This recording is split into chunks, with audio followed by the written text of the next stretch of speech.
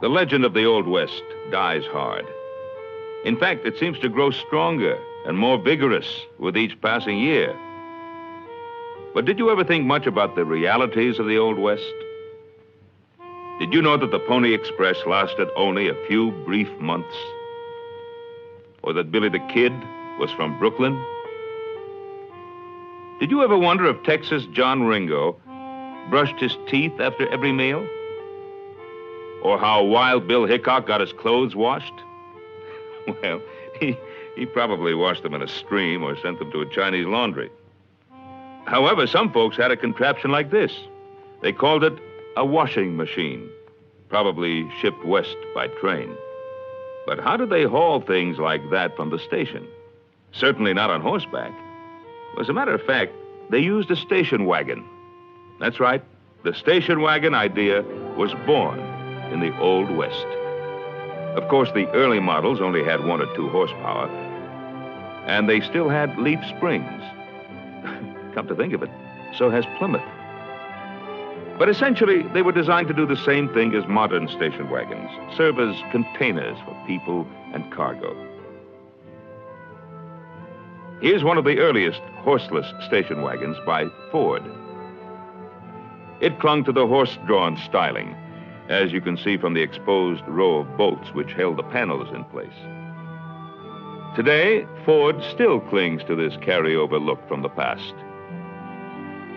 But we've come a long way from the first word on the subject to the last word, the 1966 Caprice Custom Wagon. Talk about coachwork. Just look at how these panels are set into high-styled, bright-work moldings. The look of rich, grained wood, fashioned for today. Today's station wagons don't just go to the station. They're faced with today's realities. Let's start with fuel capacity. Ford's been talking larger fuel tanks. But on station wagons, where added fuel capacity is needed for long-distance driving, Ford puts on a 20-gallon tank. Plymouth, a 22-gallon tank. Chevrolet, a 24-gallon tank. Fuel capacity where it counts. The ultimate handling test for wagons is under heavy loads. These 6 passengers and their luggage have a combined weight of about 1,200 pounds. Let's load them aboard. See the way the Plymouth squats? Bottoms down for Ford. And here, we have an advantage not available to Plymouth and Ford, our optional automatic level control. Ford offers a level control option, but it's not automatic. You have to do this to it first.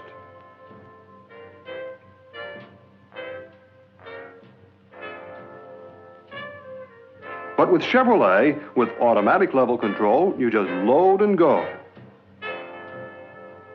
Plymouth has no such option. Look at how Plymouth handles with a full load. If you don't believe it, try it. That'll make a believer out of you. Now watch Chevrolet. Remember, too, that Chevrolet has wider wheel tread than both Ford and Plymouth for greater stability, and a quicker steering ratio for better handling. In the matter of cargo, carrying it is one thing, but getting it in is another. The Chevrolet load floor is wide enough between the wheel wells to hold a stack of standard 48-inch wide wall paneling. Watch this. Paneling, plywood, wallboard, and the like have to ride flat or suffer possible damage. Plymouth, with less than 45 inches between wheel wells, is a poor buy for the do-it-yourselfers that populate our country. And Chevrolet can carry more cargo, too. For loading convenience, tailgates should be close to the ground and not extend too far out. And they should provide a flat, sturdy platform. This is doubly critical with Ford's double-opening tailgates. It can sag and get out of alignment. Fortunately, with a little ingenuity, you can trip the hinges and just let it dangle. How about that? Now, let's consider protection from dust and weather.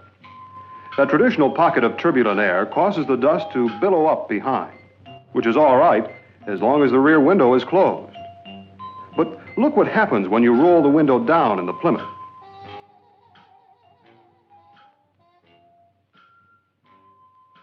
Chevrolet's slant-back rear design minimizes air turbulence.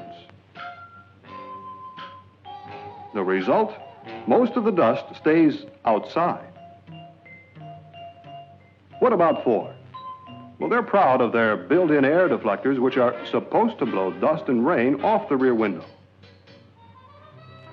Chevrolet has feature advantages and size advantages all across the board. Chevrolet offers 3 full lines to cover the buyers of regular-sized wagons, intermediate wagons, and compact economy wagons.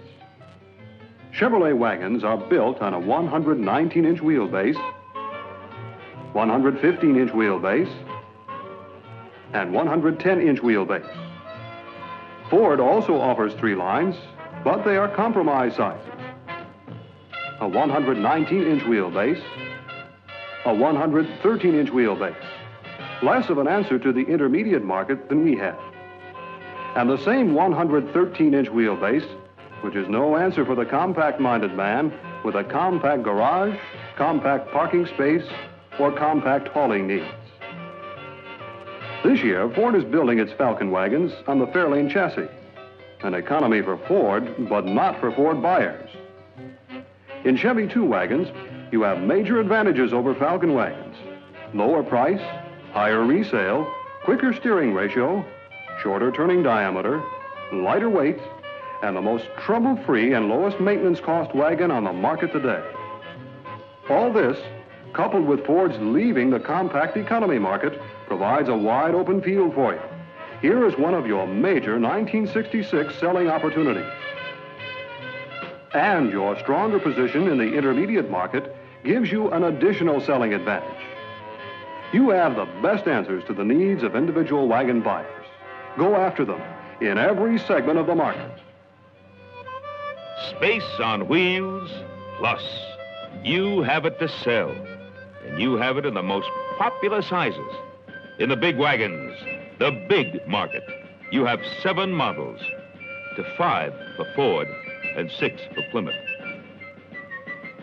Chevelle also has many advantages over Fairlane and Belvedere. Roomier seats, a quicker manual steering ratio, a shorter turning diameter, a choice of 2 6-cylinder engines, and basically lower prices. And for those buyers who want less space and a trim, easy-to-handle container, you have Chevy 2, while Ford has nothing, with its Falcon wagons now sharing a compromise size with Fairlane. You know, wagons have come a long way. That is, Chevrolet wagons.